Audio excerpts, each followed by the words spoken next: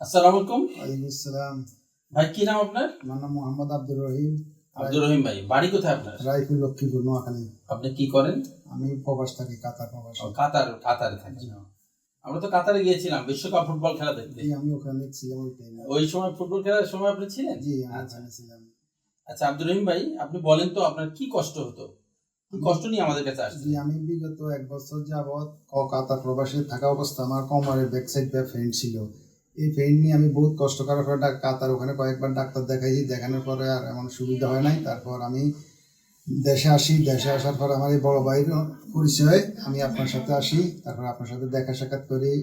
আমি এমন অবস্থা ছিল, আমি হাঁটতে পারতাম না। 1 মিনিটের মধ্যে ওয়াশরুমের থেকে সারিয়ে যেতে হইতো, এমনকি আমি শুয়ে শুয়ে খানা খাইতে হইতো।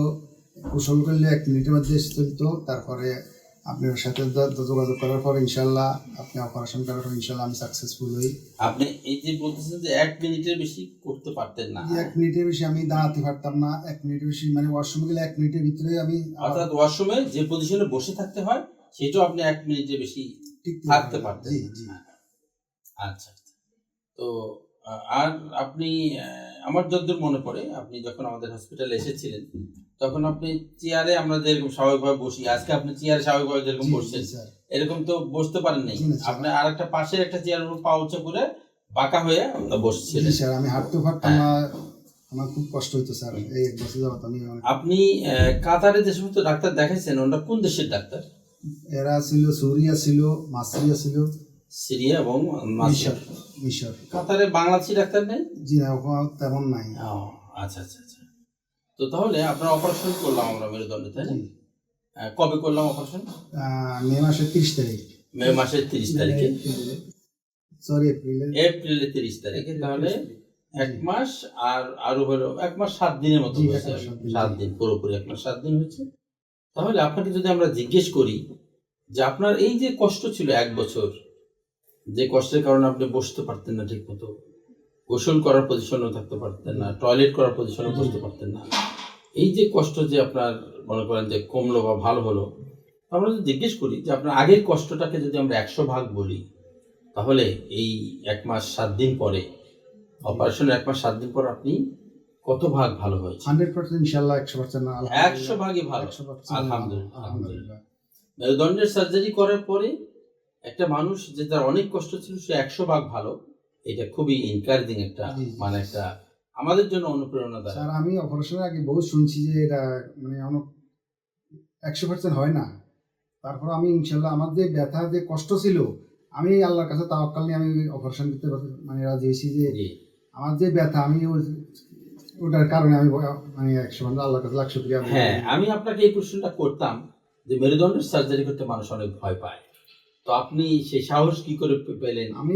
তো সেটার উত্তর আপনি মানে বললেন নিজে। আমি যে ব্যথা অনুভব করছি, এই ব্যথার কাছে ওই স্যার কোনো কিছুই না স্যার। সে ভয় কিছুই না, ভয় কিছুই না। ভাই আপনার কি নাম? আমার নাম মোহাম্মদ ইব্রাহিম পাটোয়ারি। ইব্রাহিম পাটোয়ারি ভাই, আপনি রহিম ভাই কে হচ্ছেন? আমি ওনার শালা আর কি, উনি আমার দুলাভাই। ওহো, শালা দুলাভাই আছেন।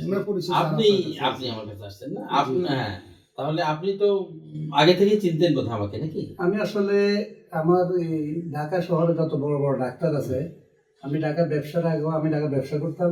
এর আগেও আসলে আমি ওই এলাকার বা আমার আত্মীয় স্বজন সবাই নিয়ে হাসপাতাল, মানে বিশেষ করে প্রত্যেকটা হাসপাতালে আমার কিছু পরিচয় আছে বা বড় বড় ডাক্তারের লগে যোগাযোগ আছে, রাখি আমি। তো ওই হিসাবে আপনার এখানে আসছি।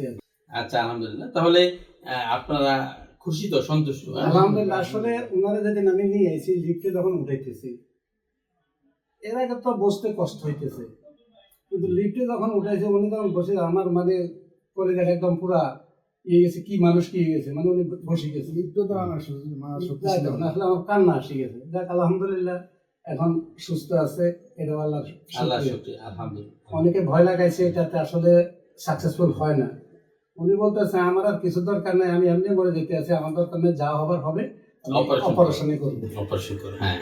তো যাই হোক, আল্লাহ শুকরিয়া, আমাদের আব্দুর রহিম ভাই শতভাগ সুস্থ হয়ে গেছে। তো রহিম ভাই এবং পাটোয়ারি ভাই, আপনাদের দুজনকে ধন্যবাদ। প্রিয় দর্শক, আমরা বলতে চাচ্ছি যে মেরুদণ্ডের সার্জারি নিয়ে মানুষের অনেক ভয়। এখনো যখন শুনি যে রুগীরা এসে যখন জিজ্ঞেস করে, স্যার আমি যে অপারেশন করাবো, আমি যখন হাঁটতে পারতেছি, হাঁটতে কি পারবো অপারেশনের পরে? এই প্রশ্নটা করে। এবং আমাদের চিকিৎসকরাও যারা অনেকে জানেন না এই অপারেশনটা সম্পর্কে, অনেকে অহেতুক মানে রোগীদেরকে একটা ভীতি প্রদর্শন করে থাকেন। কিন্তু আমাদের এই ভাইয়ের, আব্দুর রহিম ভাইয়ের হিস্ট্রিটা থেকে আমরা জানলাম যে উনি শতভাগ সুস্থ হয়ে গেছেন 1 মাসের মধ্যে। এবং সত্যি সত্যি মেরুদণ্ডের সার্জারি করা কোনো ভয়ের ব্যাপার না। শুধু আপনাকে পছন্দ করতে হবে ভালো ডাক্তার এবং ভালো হসপিটালে অপারেশন করতে হবে। মেরুদণ্ডের যত সার্জারি আছে বাংলাদেশে সকল ধরনের সার্জারি হয়, এবং এই সার্জারি করার জন্য দেশের বাইরে যাওয়ার কোনোই দরকার নাই। সবাই ভালো থাকবেন এই প্রত্যাশায় শেষ করছি। আল্লাহ হাফেজ।